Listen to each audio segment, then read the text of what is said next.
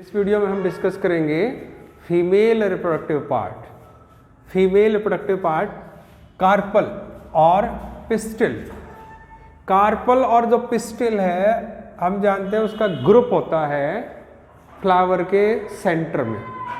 तो जो group of carpel है और पिस्टिल है उसको कहते हैं गायनेसियम। जो रिप्रोडक्टिव पार्ट है कौन सा, फीमेल रिप्रोडक्टिव पार्ट है। जैसे स्टेमन मेल रिप्रोडक्टिव पार्ट है उसी तरह से गायनेशियम फीमेल रिप्रोडक्टिव पार्ट है। अब ये जो गायनेशियम है यानी इस गायनेशियम के अंदर क्या है, बहुत सारे कार्पल और पिस्टिल। वो एक कार्पल भी हो सकता है या पिस्टिल और बहुत सारे भी हो सकते हैं। वो कंडीशन जब एक गायनेशियम के अंदर सिर्फ एक पिस्टिल और कार्पल है तो उसको हम कहते हैं ये मोनोकार्पलरी है। और जब बहुत सारे पिस्टिल हों और कार्पल हों तो उस केस में हम कहेंगे ये मल्टी कार्पलरी गायनेशियम है। तो गायनेशियम क्या हो गया, मोनोकार्पलरी भी हो सकते हैं और मल्टी कार्पलरी भी हो सकते हैं। किसके ऊपर बेस्ड है ये क्राइटेरिया, क्या है, नंबर ऑफ पिस्टिल और कार्पल जो है वो कितने हैं उसके बेस्ड हमने इस तरह से क्लासिफाई किया है इसको। जो मल्टी कार्पलरी है यानी जिसमें बहुत सारे पिस्टिल हैं, अब उसमें दो सिचुएशन हो सकती हैं। एक तो ये कि जितने भी कार्पल और पिस्टिल हैं वो सारे फ्री हों, उस कंडीशन को कहते हैं एपोकार्पस। जैसे कि लोटस, रोज और माइसेलिया जो है उसमें सारे कार्पल फ्री होते हैं, उस कंडीशन को कहते हैं हम एपोकार्पस। दूसरा ये पॉसिबिलिटी है कि जो कार्पल मल्टी कार्पलरी के अंदर बहुत सारे कार्पल हैं, कार्पल जो है वो फ्यूज्ड हों, फ्री ना हो, तो उस केस में हम कहते हैं ये सिनकार्पस है। ये सिनकार्पस गायनेशियम का मतलब क्या होगा, जिसके अंदर बहुत सारे कार्पल और पिस्टिल हैं और सारे फ्यूज्ड हैं। एपोकार्पस कौन सा होगा, जिसमें बहुत सारे कार्पल हैं लेकिन सारे के सारे फ्री हैं। सिनकार्पस जैसे मस्टर्ड है, टोमेटो है, पेपेवर है, इसके अंदर सिनकार्पस कंडीशन होती है। तो ये बेसिक आइडिया है कार्पल और पिस्टिल का। अब हम देखेंगे पार्ट्स ऑफ पिस्टिल और कार्पल। एक जो पिस्टिल है, कार्पल है, उसके अंदर तीन बेसिक पार्ट होते हैं। ये देखिए, ये स्टिग्मा, स्टाइल और ओवरी, ये तीन पार्ट होते हैं। ये ऊपर वाला ये जो पोर्शन होता है स्वॉलन पोर्शन, जिसको हम रिसेप्टिव ऑर्गन भी कहते हैं, रिसीव करता है ये पोलन ग्रेन को, इसलिए रिसेप्टिव ऑर्गन है। तो पहला ये इसका पार्ट है रिसेप्टिव ऑर्गन यानी स्टिग्मा। उसके बाद है स्टाइल, ये लॉन्ग स्टाक जो है यहाँ से यहाँ तक का, जो ओवरी और स्टिग्मा को कनेक्ट करता है, वो स्टाक क्या कहलाता है, स्टाइल। और फिर इसका जो मेन पार्ट होता है ओवरी। ओवरी के अंदर बहुत सारे चैम्बर्स होते हैं या फिर उनको कहते हैं लॉक्यूल। ओवरी के अंदर ये जैसे ये है, ये लॉक्यूल है, ये लॉक्यूल है। और लॉक्यूल के अंदर क्या होता है, प्लेसेंटा, कुशन लाइक स्ट्रक्चर। और प्लेसेंटा जो है उसके ऊपर अटैच्ड होते हैं ये ओव्यूल। ये प्लेसेंटा के ऊपर ये अटैच्ड ओव्यूल हो, ओव्यूल। अब एक ओवरी जो है उसके अंदर ओव्यूल का नंबर वेरी करता है। जैसे एक ओवरी में एक ओव्यूल भी हो सकता है और बहुत सारे भी हो सकते हैं। कई बार ये क्वेश्चन पूछा जाता है कि इसमें या इस फ्रूट के अंदर कितने सीड हैं या इस ओवरी के अंदर कितने ओव्यूल हैं। जैसे देखो व्हीट, मैंगो, पैडी, ये सारे ऐसे एग्जाम्पल हैं जिनकी ओवरी के अंदर सिर्फ एक ओव्यूल होगा। जबकि वाटरमेलन, ऑर्किड और पपाया, ये अगर देखेंगे तो इनके अंदर बहुत सारे ओव्यूल होते हैं।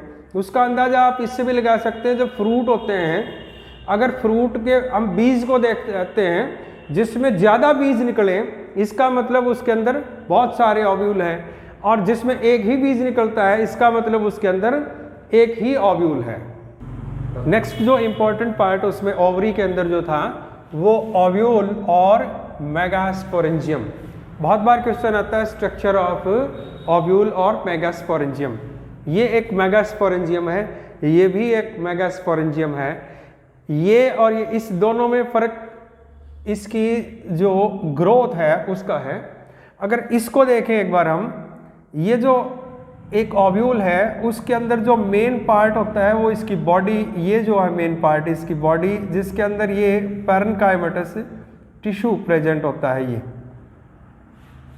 इस पार्ट को हम कहते हैं न्यूशैलस। जो मेन ये इसका न्यूशैलस है, इसके अंदर क्या है, पैरेन्काइमेटस सेल है, डिप्लॉयड सेल हैं, जो नरिशमेंट का काम होगा वो ये सेल प्रोवाइड करते हैं, और इसकी बॉडी का मेन पार्ट है ये न्यूशैलस।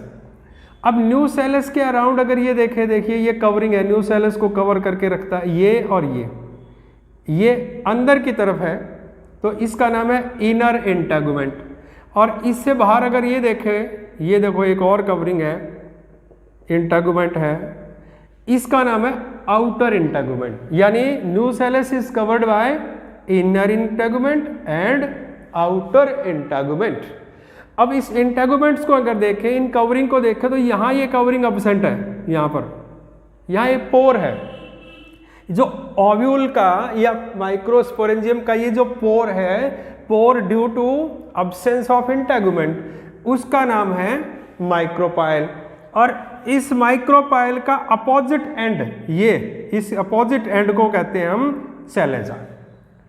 माइक्रोपाइल ये पोर जहां पर एब्सेंट है इंटेगुमेंट, और इसका अपोजिट पार्ट ये सेलेजा कहलाएगा। अब न्यूशैलस के अंदर ये फीमेल गैमेटोफाइट प्रेजेंट होता है जिसका नाम है एम्ब्रियो सैक। अब ये इसको मेन पार्ट का इसकी बॉडी होगी ये, इसमें एक स्टॉक लाइक स्ट्रक्चर होता है, इसका नाम है फनिकल। अब देखिए ये जो सेलेजा है ये यानी कि इसकी मेन बॉडी होगी ओव्यूल की, और ये इसका स्टॉक हो गया। अब इस स्टॉक को, ये जो स्टॉक है इसको और इस मेन बॉडी को यहां से ये कनेक्ट कर रहा है, कौन, हिलम। ये जो कनेक्शन है इसको कहते हैं हम हिलम। ये जो ओव्यूल है, इस तरह का जो ओव्यूल है इसको हम ऑर्थोट्रोपस ओव्यूल कहते हैं, जिसमें जो माइक्रोपाइल है और सेलेजा है वो एक ही लॉन्गिट्यूडनल एक्सिस के अंदर प्रेजेंट होते हैं।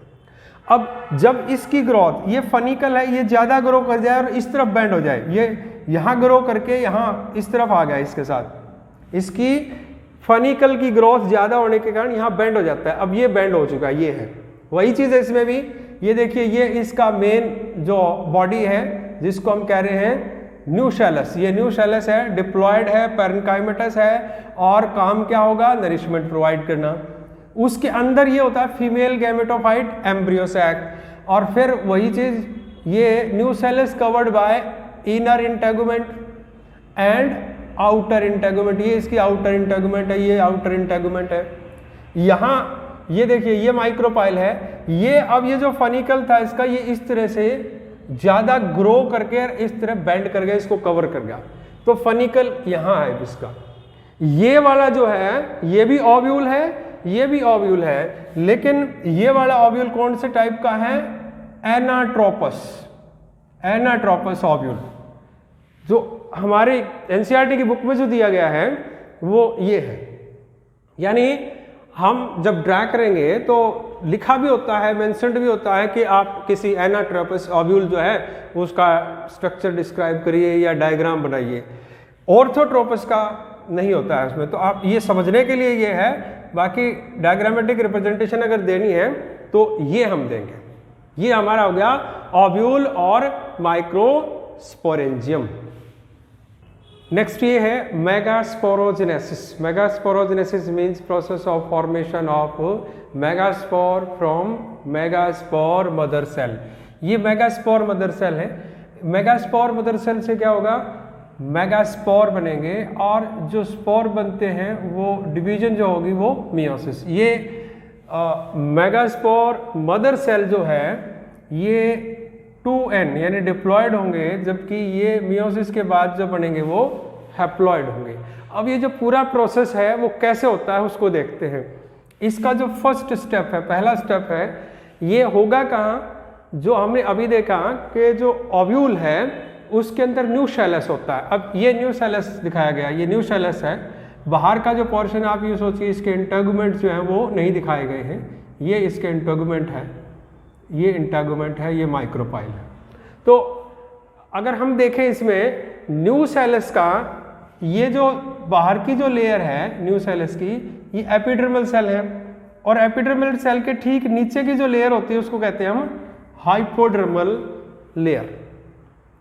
तो जो न्यूसेलस है उसका हाइपोडर्मल सेल, कुछ हाइपोडर्मल सेल, अब एक हाइपोडर्मल सेल है वो एनलार्ज हो जाता है बाकी के कंपैरिजन में। अगर हम देखें ये यहाँ भी सेल होंगे बहुत सारे, ये हाइपोडर्मल सेल, लेकिन ये जो सेल है ये वाला, ये एनलार्ज हो गया, और ये एनलार्ज हो गया। अब इसका नाम है एनलार्ज सेल जो है, इसको हम कहते हैं primary आर्चिस्पोरियल cell.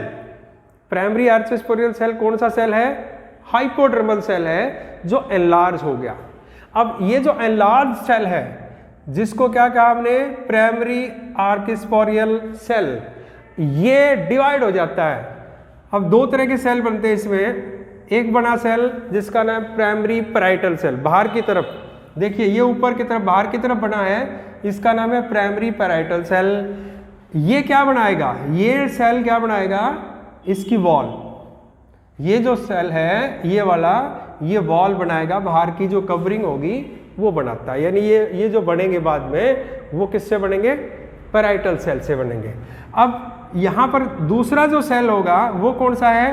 Primary sporogenous cell. ये वाला जो है ये प्राइमरी स्पोरोजीनस सेल है। बाहर की तरफ क्या है? पैराइटल सेल, अंदर की तरफ क्या है? स्पोरोजीनस सेल है। कहां पर ये सारा? ये सारा क्या था? ओव्यूल। ओव्यूल के अंदर ये न्यूसेलस, ये न्यूसेलस के अंदर है। अब जो नेक्स्ट पार्ट होगा ये जो है प्राइमरी स्पोरोजीनस सेल, ये फंक्शन करेगा एज मेगास्पोर मदर सेल और मेगास्पोरोसाइट, मेगास्पोरोसाइट और मेगास्पोर मदर सेल। अब नेक्स्ट स्टेप पे क्या होगा? जो मेगास्पोर मदर सेल है इट अंडरगोज मियोसिस, इसमें मियोसिस हुई, और मियोसिस से क्या होगा? 4 स्पोर बनेंगे जिनको हम कहेंगे मेगास्पोर। ये जो 4 मेगास्पोर होंगे उनमें से एक मेगास्पोर एम्ब्रियो सैक बनाएगा, एक मेगास्पोर डेवलप होके एम्ब्रियो सैक बनाएगा, और एम्ब्रियो सैक को ही क्या कहते हैं? एम्ब्रियो सैक रिप्रेजेंट करता है मेगा गैमेटोफाइट।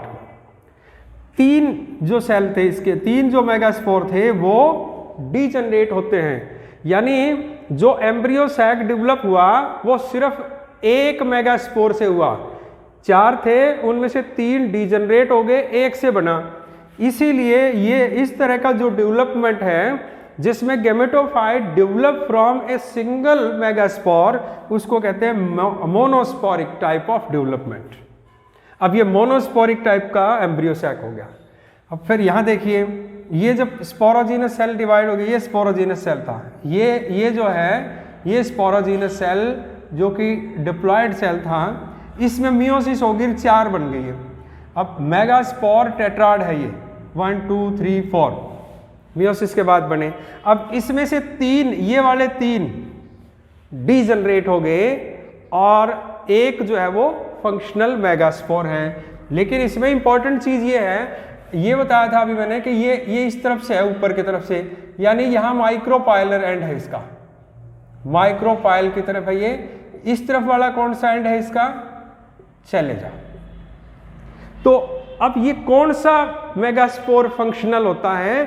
चैलेजल एंड की तरफ जो होता है वो मेगास्पोर फंक्शनल होता है, बाकी के 3 डीजनरेट होते हैं। ये क्वेश्चन बहुत बार पूछा जाता है कि कौन सा फंक्शनल होता है, तो कौन से एंड की तरफ है? ये चैलेजल एंड की तरफ वाला फंक्शनल होता है। नेक्स्ट है development of embryo sac, embryo sac और फीमेल गैमेटोफाइट। जो फीमेल गैमेटोफाइट का डेवलपमेंट है, जो मोस्ट कॉमन टाइप है वो पॉलीगोनम टाइप है। 80% जो डेवलपमेंट होता है एम्ब्रियो सैक का वो इस टाइप का होता है। ये पॉलीगोनम में स्टडी किया था स्टार्सबर्गर द्वारा, इसलिए इसको पॉलीगोनम टाइप ऑफ डेवलपमेंट कहते हैं। और ये मोनोस्पोरिक है, अभी देखा था हमने मोनोस्पोरिक का मतलब डेवलपमेंट कौन सा? जिसमें एम्ब्रियो सैक और female gametophyte develop from a single functional megaspore. Monosporic. तो polygonum type and monosporic type of development किस तरह से होगा, देखिए जो फंक्शनल मेगास्पोर है, अभी इसमें देखा था कि ये 3 ऊपर वाले डीजनरेट हो जाते हैं, एक ये जो चलेजल एंड की तरफ है वो मेगास्पोर फंक्शनल रहता है। तो ये जो फंक्शनल मेगास्पोर है इसमें माइटोटिक डिवीजन होती हैं और रिपीटेड कितनी बार, 3 बार। 3 बार जब इसमें डिवीजन होगी तो टोटल 8 न्यूक्लियाई बनेगी। जो सेल है उसके अंदर 8 न्यूक्लियाई, जो 8 न्यूक्लियाई होंगी उसका फिर अरेंजमेंट होगा। ये 8 न्यूक्लियाई का अरेंजमेंट किस प्रकार से होगा, देखिए ये जो 2 न्यूक्लियाई, 3 न्यूक्लियाई किस तरफ, टुवर्ड्स चलेजल एंड की तरफ जो 3 न्यूक्लियाई होंगी उससे बनेगा 3 सेल बनेंगे जिनको कहते हैं एंटीपोडल सेल। 3 न्यूक्लियाई और फिर अगली जो 3 न्यूक्लियाई हैं कहाँ, टुवर्ड्स माइक्रोपाइल। जो माइक्रोपाइलर एंड की तरफ 3 न्यूक्लियाई होंगी उसमें से एक जो है उससे तो बन जाएगा एग न्यूक्लियस, एग सेल, और जो 2 होंगे उससे बनेंगे 2 सिनर्जिड्स। तो 2 सिनर्जिड और एक एग सेल, 3 ये बन गए, 3 एंटीपोडल, और 2 जो हैं वो सेंटर में होंगे, वो क्या बनाएंगे, पोलर न्यूक्लियाई और फिर सेकेंडरी न्यूक्लियस, ये सेकेंडरी न्यूक्लियस। तो ये जो 8 न्यूक्लियाई हैं उनका अरेंजमेंट देखिए, 3 चलेजल एंड की तरफ एंटीपोडल बनाएंगे, 3 माइक्रोपाइलर की तरफ होंगे जिसमें एक एग न्यूक्लियस और एग न्यूक्लियस एग सेल और 2 सिनर्जिड, और सेंटर में जो 2 होंगे वो क्या बनाएंगे, सेकेंडरी न्यूक्लियस। अब इसको डायग्रामेटिक देखते हैं कि ये देखिए ये डीजनरेटिंग मेगास्पोर है, ये फंक्शनल मेगास्पोर है, ये वाला फंक्शनल मेगास्पोर है। तो ये जो है डिवाइड होगा। अब इसमें माइटोटिक डिवीजन है, मियोसिस नहीं, माइटोटिक डिवीजन है। इस माइटोसिस से देखिए एक न्यूक्लियस साइज से कितने बन गए, 2, इसमें 2 बन गए। अब दूसरी डिवीजन फिर होगी, इसमें 2 ये और 2 ये, टोटल कितने हो गए, 4 न्यूक्लियस हो गए। अब इसमें देखिए ये 4 और ये 4, टोटल कितनी न्यूक्लियाई होगी इसके अंदर, 8। अब ये जो 8 न्यूक्लियाई है इनका अरेंजमेंट इस तरह से, ये जो अरेंजमेंट है इस तरह से, इसका अरेंजमेंट देखिए ये इस तरह का अरेंजमेंट मिलेगा, 3 ऊपर की तरफ अरेंज होगी, 3 नीचे की तरफ अरेंज होगी और 2 बीच में होगी, 8 होगी ये। अब ये जो 8 न्यूक्लियाई थी, 8 न्यूक्लिएटेड स्ट्रक्चर है ये, इस पूरे स्ट्रक्चर को देखें तो इसमें कितने न्यूक्लियाई हैं, 8। सेल कितने हैं, 7। देखिए एक सेल ये है, दूसरा सेल ये है, तीसरा सेल ये है, 3 सेल एंटीपोडल सेल, 2 सेल ये, एक ये और एक ये कौन से, सिनर्जिड, एक सेल ये कौन सा, एग सेल। अब एक ये सेल है कंप्लीट जिसका न्यूक्लियस ये है, तो ये कितने सेल हो गए, 3 और 3 ये हो गए 6 और एक ये 7। सेल कितने हैं, 7, न्यूक्लियाई कितने हैं, 8। तो ये एक इंपॉर्टेंट स्ट्रक्चर है, 7 सेल्ड 8 न्यूक्लिएटेड स्ट्रक्चर, और जिसको कहते हैं एम्ब्रियो सैक और फीमेल गैमेटोफाइट। फीमेल गैमेटोफाइट में 7 सेल हैं, 8 न्यूक्लियाई हैं। अब फिर देखिए ये बीच में सेंटर वाला जो है वो एग सेल है, 2 साइड में सिनर्जिड्स होते हैं। अगर एक सिनर्जिड है इसको देखें तो सिनर्जिड के अंदर ये फिंगर लाइक इस तरह से प्रोजेक्शंस होती हैं जिसको कहते हैं फीलीफॉर्म अपरेटस। इस तरह के फीलीफॉर्म अपरेटस सिनर्जिड के ऊपर होते हैं, जहां पर फिर पोलन ट्यूब होती है, उसकी ब्रस्टिंग होती है, उसके लिए ये पाथ का काम करता है। एक ऑब्टूरेटर भी होता है इसमें, वो भी गाइड करता है पोलन ट्यूब को इस तरह से यहाँ माइग्रेट करने के लिए। माइक्रोपाइलर एंड जो होता है अभी का, उसके ऊपर एक प्लेसेंटल आउटग्रोथ होती है जिसको कहते हैं ऑब्टूरेटर, वो गाइड करता है पोलन ट्यूब को टुवर्ड्स एग सेल। अब ये हो गया इस तरह से, नीचे वाले सेल एंटीपोडल सेल और ये पोलर न्यूक्लियाई। तो ये वाला जो स्ट्रक्चर है ये फीमेल गैमेटोफाइट और एम्ब्रियो सैक का स्ट्रक्चर। Thank you.